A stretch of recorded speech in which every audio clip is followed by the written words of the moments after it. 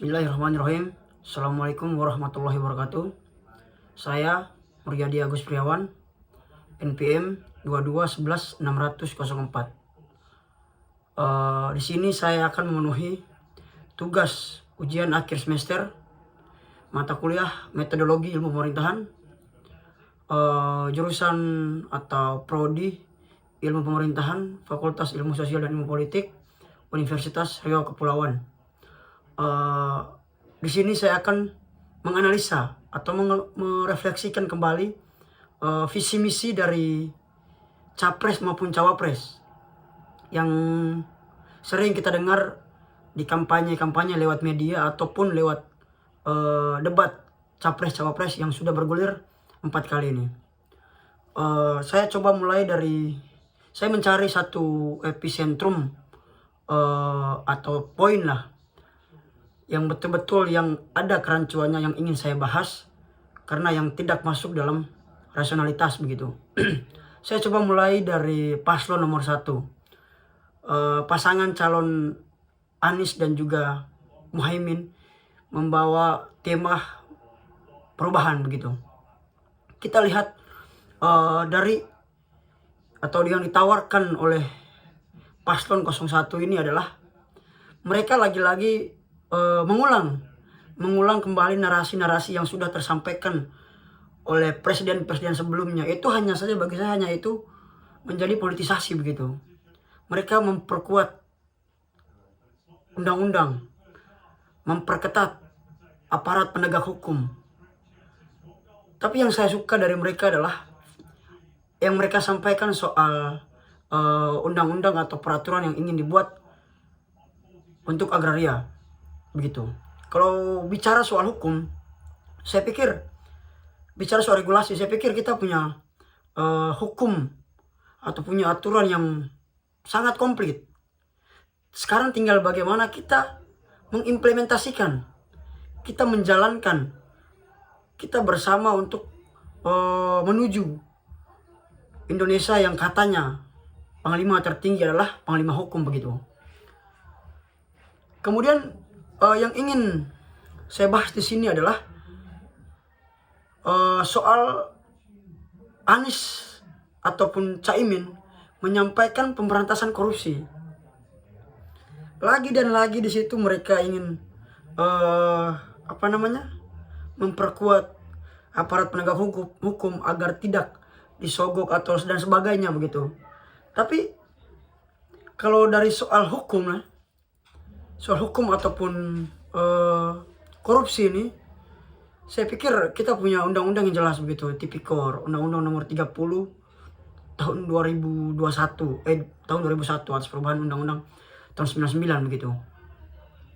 Dan juga ada satu keyakinan atau penyampaian dari Nicola Machiavelli itu, salah satu teoritis politik asal Italia yang hidup di pertengahan abad 14. Dia bilang bahwa ini untuk terkait hukum dan juga korupsi begitu. Dia bilang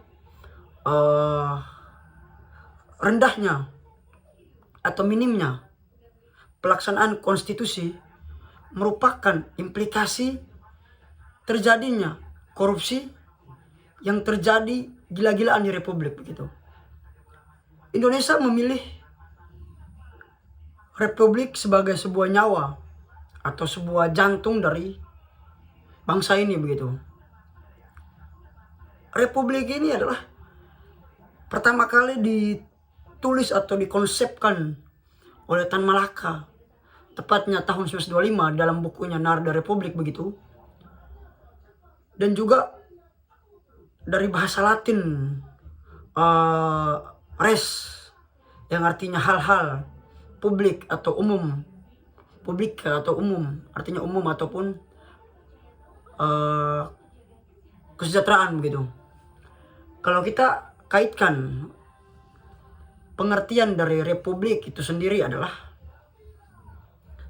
hal-hal atau kegiatan politik yang disampaikan atau dijalankan untuk kepentingan umum atau untuk kesejahteraan masyarakat. Itu yang disebut dengan Res Publica, yang lawannya adalah Res Privata tuh. Kemudian saya coba lagi masuk pada paslon 02, Prabowo Gibran, yang membawa tema berkelanjutan, menuju Indonesia yang berkelanjutan begitu. Ini saya pikir janji-janji yang disampaikan atau dituangkan dalam visi misi lewat media ataupun debat yang sudah bergulir selama 4 kali ini, tidak ada satupun yang betul-betul secara nyata begitu, yang khusus dengan hukum ataupun korupsi ini. Kalau Prabowo mempermasalahkan atau Gibran pun mempermasalahkan soal hukum di Indonesia, saya pikir mereka sudah melanggar, ataupun Gibran sendiri sudah melanggar sejak awal. Kenapa? Dia tahu bahwa Undang-Undang Nomor 7 Tahun 2017 Pasal 169 huruf Q itu jelas, itu dirubah untuk meloloskan dirinya. Tetapi ya kita tahulah perawakan beliau di depan media itu seperti apa. Tapi kita tidak tahu bahwa di belakang atau di balik layar ada negosiasi-negosiasi begitu. Kalau kata Immanuel Kant, dia bilang kalau dalam hukum seseorang melakukan pelanggaran ketika dia melanggar hukum. Tetapi dalam etika, seseorang melanggar etika ketika dalam dirinya sudah ada niat seperti itu. Artinya Presiden Jokowi ataupun Gibran, salah satu dari cawapres yang ikut kontestasi ini, itu sudah melanggar etika, kode etik berat. Kalau dalam hukum tata negara itu sesuatu yang diputuskan yang melanggar kode etik berat itu tidak pantas, dalam MK itu tidak pantas disebut sebagai sebuah putusan karena melanggar sebuah kode etik begitu.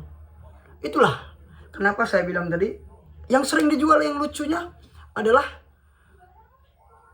dia sebagai perwakilan dari anak muda. Anak muda yang mana? Perlu kita pertanyakan kembali, ya kan? Tapi lagi dan lagi sudahlah. Saya pikir kita sebagai anak muda mampu melihat situasi atau dinamika yang terjadi saat ini. Kita boleh dijual, tetapi pemikiran dan cara berpikir kita harus tetap pada mereka-mereka yang membuat visi misi atau yang menunjukkan ide atau gagasan yang rasional begitu. Mereka membahas soal korupsi ataupun pelayanan publik begitu. Sering saya katakan bahwa Indonesia punya kebiasaan yang tidak dimiliki atau punya norma atau kebiasaan yang beragam yang tidak dimiliki oleh negara-negara lain begitu. Kita tidak perlu terlalu mengikuti negara-negara industri ataupun negara-negara maju. Karena kita punya kebiasaan yang beraneka ragam begitu. Tidak perlu dengan terlalu memaksakan diri terkait teknologi ini. Sehingga untuk pelayanan publik sementara ini kita masih kurang kalau untuk terlalu memaksakan menggunakan teknologi yang ada. Ini plus minus juga. Tetapi kalau secara hipotesa saya atau analisa saya pikir tidak perlu kita memaksakan itu. Begitupun juga dengan Anies, pasangan calon 01 begitu, yang selalu menawarkan konsep-konsep pembauran antara teknologi 4.0 begitu. Saya kurang sepakat dengan kedua-duanya ini karena ya tadi itu disampaikan oleh Sujiwo Tejo, salah satu budayawan Indonesia. Dia mengatakan demikian bahwa Indonesia punya kebiasaan yang atau punya sesuatu yang tidak dimiliki oleh negara-negara lain. Itu yang perlu kita apresiasikan dan tidak perlu kita meniru-nirukan negara-negara maju gitu. Coba kita masuk pada paslon 03 Ganjar Mahfud. Ini bukan saya berpihak atau apa, tapi secara rekam jejak ini mereka paket komplit. Kenapa paket komplit? Saya bilang kedua-duanya ini secara legislatif, yudikatif ataupun eksekutif itu pernah. Mahfud yang pernah menjadi ketua MK pada tahun 2009, 2008, 2009 dan juga Ganjar yang pernah menjadi anggota dewan begitu, dan juga pernah menjadi gubernur Jawa Tengah begitu. Jatim begitu. Jateng begitu. Ini yang perlu kita lihat dari mereka adalah rekam jejaknya. Kalau kenapa saya tidak bahas rekam jejak dari 01, 02, karena saya lebih tertarik bahas di 03. Ini bukan soal keberpihakan, tapi ini soal analisa saya tertarik saja begitu dengan mereka. Karena kembali yang ditawarkan oleh Ganjar Mahfud ini soal kebebasan sipil berpendapat begitu. Ini yang tidak disampaikan oleh 01 dan 02. Kita tahu bahwa Prabowo dengan gimmicknya sehingga membuat masyarakat maupun anak-anak muda terpengaruh dengan cara dia bergimmick begitu. Itulah saya katakan, ketika ide dan gagasan tidak mampu dijual atau tidak mampu dipertaruhkan di forum-forum publik, ya yang dijual ya gimmick tadi. Itu gimmick tadi. Kemudian kita masuk pada pembahasan lagi soal Ganjar Mahfud ini. Mereka lagi-lagi fokus pada hak-hak politik rakyat. Kita tahu bahwa demokrasi adalah dari rakyat, oleh rakyat, dan untuk rakyat. Ini yang perlu kita pertegaskan kembali, atau perlu kita kalau kita bilang perlu kita tagih janjinya ketika orang-orang ini berhasil atau menang dalam kontestasi ini begitu. Setelah mengamati dinamika perpolitikan yang terjadi di 2024 ini terkait dengan kampanye ataupun perdebatan capres maupun cawapres, ini sangat kalau sering kita katakan kurang ada adu gagasannya, lebih pada serang personal antara satu dengan yang lainnya, maupun capres dan juga cawapres begitu. Mereka tidak memfokuskan pada substansi apa yang mau dibahas, sehingga mereka fokus pada menyerang terhadap personal begitu. Mungkin itulah analisa dari saya begitu soal hukum korupsi ataupun pelayanan publik. Intinya kita sebagai anak muda yang selalu dijual, kita selalu diperdagangkan dalam perdebatan-perdebatan yang kita lihat begitu. Kita harus tetap pada prinsip bahwa memilih seseorang yang ingin menjadi pemimpin di negara ini itu harus dengan rasional begitu, bukan hanya rasionalitas begitu, bukan hanya karena kasihan, karena dia diserang di forum, dia di ini dan segala macam. Itu yang perlu kita pertimbangkan kembali. Kita juga lah yang perlu menentukan arah bagaimana bangsa ini 5 tahun ke depan. Maka dari itu saya tutup dengan quotes dari atau kata-kata dari dosen metodologi pemerintahan, dalam hal ini Ibu Inayat Lestari begitu.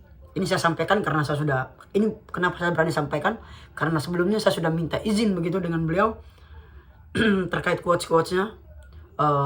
Beliau pernah bilang gini, anak muda jangan banyak berperan, tetapi harus banyak berperan begitu. Ini juga perlu kita gaungkan bersama. Mungkin itu saja dari saya. Wallahul muwaffiq ila aqwamit thoriq. Wassalamualaikum warahmatullahi wabarakatuh. Merdeka.